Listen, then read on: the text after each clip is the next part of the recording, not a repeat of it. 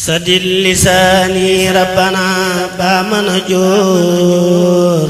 Sëriñ Mouhamadou Lamine Mbacké mi ngi feeñ jamono atum 1309 de l'hégire dëppoo ak ati tubaab 1891 ca Mbacké Kajoor.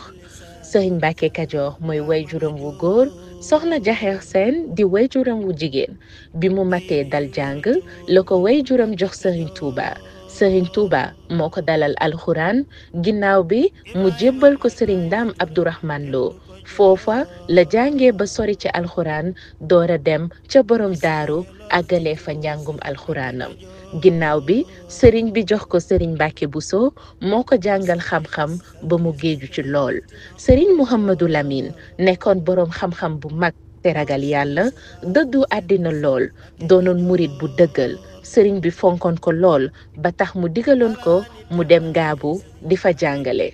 ay kilifa yu bari jaar nañu ci loxoom, ku ci mel ni sëriñ Habibu Mbàkke imam, sëriñ Babacar Mbàkke moom sëriñ Mbàkke Kajoor, sëriñ Ismaahila Mbàkke moom borom Saam ak yeneeni kilifa. sëriñ Mouhamadou Lamine Mbacké mi ngi génn àdduna atum 1925 ca Njaareem. sëriñ bi digle ñu yóbbu ko Touba, ñu denc ko ci armeel yu njëkk yi. yal na yàlla dolli ko yërmande ak i leer te taas ñu ci barkeem ci barkeb sëriñ bi.